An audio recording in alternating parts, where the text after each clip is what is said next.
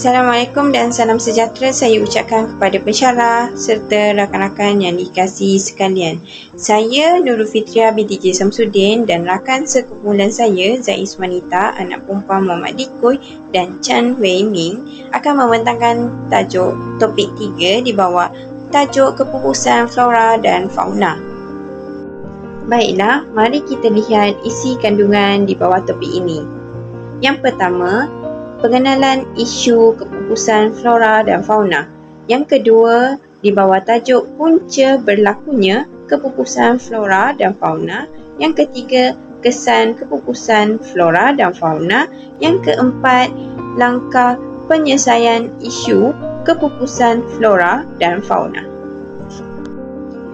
Baiklah, mari kita lihat definisi kepupusan flora dan fauna. Pelbagai khazanah bumi terpaksa dikorbankan untuk memenuhi nafsu manusia kini. Kepupusan flora dan fauna telah berada dalam zon kritikal dan ia perlu diambil serius selagi masih ada masa. Menurut Kamus Bahasa Melayu edisi kedua 1996, flora membawa maksud tumbuh-tumbuhan yang terdapat pada satu daerah atau suatu masa. Manakala fauna bermaksud seluruh binatang yang hidup di suatu tempat. Kepupusan pula bermaksud habis lenyap. Baiklah, kepupusan flora dan fauna boleh didefinisikan sebagai kebinasaan atau kelenyapan tumbuhan dan haiwan semula jadi dari muka bumi ini. Baiklah rakan-rakan, mari kita lihat contoh kepupusan flora dan fauna. Apa itu fauna? Fauna adalah haiwan-haiwan yang telah kehilangan tempat tinggal seperti orangutan, harimau dan gajah. Baiklah, apa pula flora? Flora ini adalah tumbuh-tumbuhan yang telah musnah dan lenyap seperti bunga rafflesia dan bunga-bunga yang telah musnah habitatnya. Baiklah rakan-rakan, mari kita pergi ke punca-punca kepupusan flora dan fauna. Terdapat beberapa punca yang menyumbang kepada kepupusan flora dan fauna ini. Antaranya, yang pertama, pembalakan haram. Salah satu punca utama kepupusan flora dan fauna ini, pembalak-pembalak haram giat membuat aktiviti pembalakan secara meluas di kawasan yang tidak sepatutnya, menyebabkan tumbuhan renek mengalami kepupusan dan tiada lagi habitat yang tinggal untuk flora dan fauna. Yang kedua, pembakaran hutan. Pembakaran hutan secara berleluasa dan terbuka yang tidak terkawal menyebabkan flora dan fauna kehilangan tempat tinggal. Yang ketiga, pembukaan tanah baru dan pembangunan. Banyak kawasan yang telah diterokai untuk penempatan baru. Kawasan yang dahulunya berhutan belantara kini menjadi kawasan perumahan. Pembukaan tanah baru juga acap kali dilakukan untuk dijadikan kawasan pertanian dan perindustrian. Hal ini menyebabkan habitat flora dan fauna terpaksa diganti dengan besi konkrit, menara dan sebagainya. Dan ini menyebabkan flora dan fauna berlakunya kepupusan. Seterusnya saya akan menyambung pembentangan ini dengan kesan-kesan kemusnahan alam flora dan fauna. Kesan-kesan kemusnahan ini terbahagi kepada 4, iaitu yang pertama, kepupusan haiwan, yang kedua, kitaran kehidupan terjejas, kemusnahan alam, iaitu saya fokuskan kepada hakisan tanah, dan yang terakhir, mencacatkan pemandangan alam sekitar. Tanpa melengah masa, saya pergi kepada kepupusan haiwan. Kepupusan haiwan ini secara umumnya disebabkan pemburuan yang tidak terkawal di Malaysia. Disebabkan pemburuan yang tidak terkawal ini, terdapat beberapa spesies haiwan yang berada di ambang kepupusan.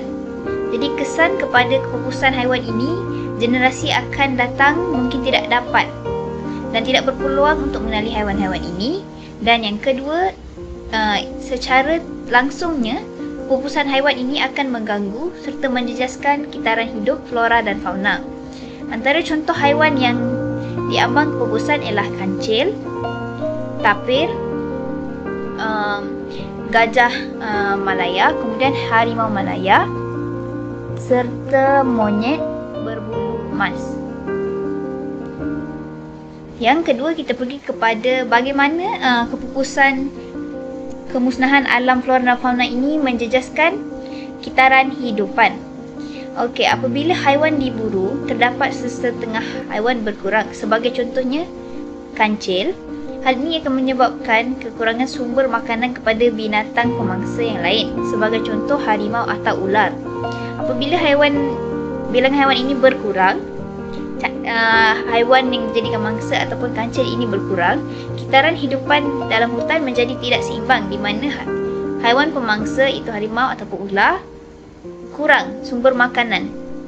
Okey, seterusnya saya pergi kepada contoh yang kedua. Apabila harimau diburu sehingga bilangannya berkurang, hal ini pula akan menyebabkan kekurangan bilangan pemangsa yang secara tidak langsung mengganggu kitaran hidup bagi fauna di hutan. Okey, sebagai contoh, harimau semakin berkurang dan menyebabkan binatang yang memakan rumput seperti rusa, kancil dan kijang bertambah.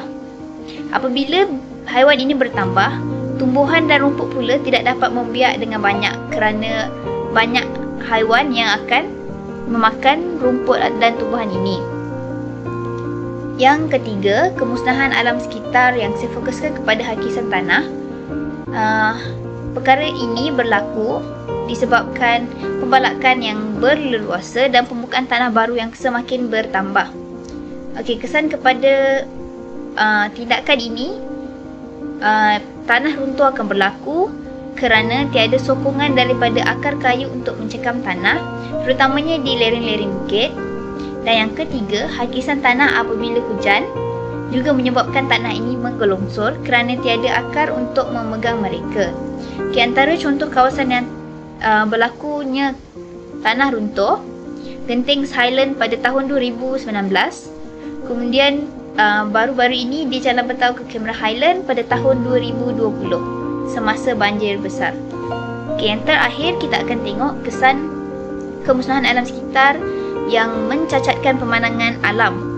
Kesan yang paling ketara apabila seri alam semula jadi ini diambil begitu sahaja. Pemandangan yang dahulunya hijau kini menjadi kawasan yang gondol dan gersang. Hutan tropika turut bertukar menjadi padang jarak, padang terkukur. Apabila berlakunya kekurangan habitat ni, secara langsungnya tempat tinggal haiwan juga semakin pupus, sehingga kan haiwan-haiwan ni terpaksa nomad ke penempatan manusia. Seperti kita dapat lihat sekarang, ada gajah, ada harimau, ada kera dan monyet pergi ke kawasan manusia. Ini berlaku kerana mereka sudah kehilangan tempat tinggal mereka sendiri. Jadi, apa yang boleh kita buat untuk menyelesaikan isu kepupusan flora dan fauna ini?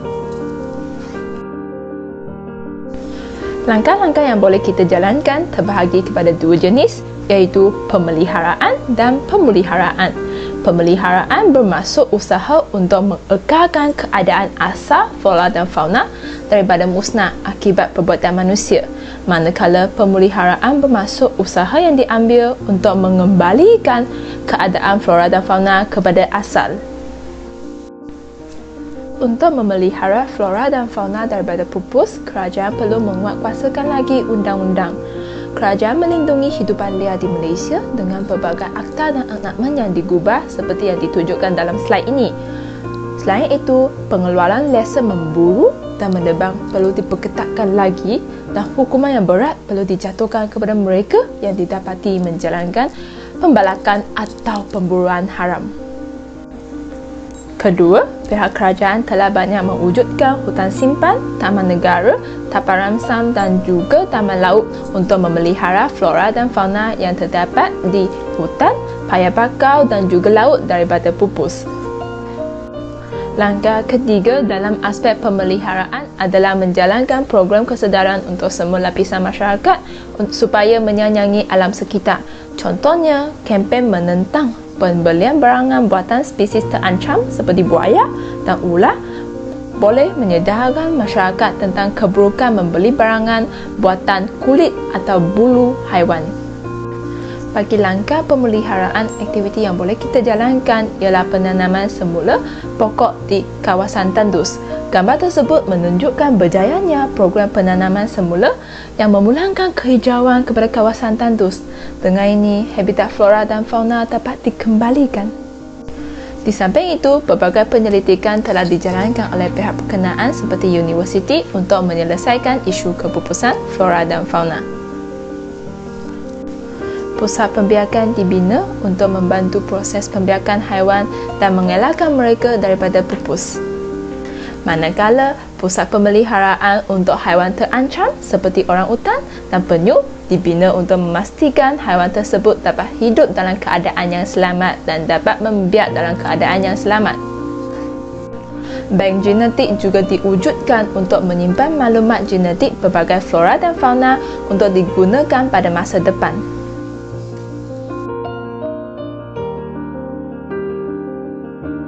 Akhir kata, sebagai penghuni bumi, kita perlu memainkan peranan masing-masing untuk mengelakkan berlakunya sebarang isu alam sekitar seperti isu kepupusan flora dan fauna untuk memastikan generasi yang akan datang dapat mengenali haiwan dan tumbuhan yang indah dan berharga ini. Sekian, terima kasih kerana mendengar.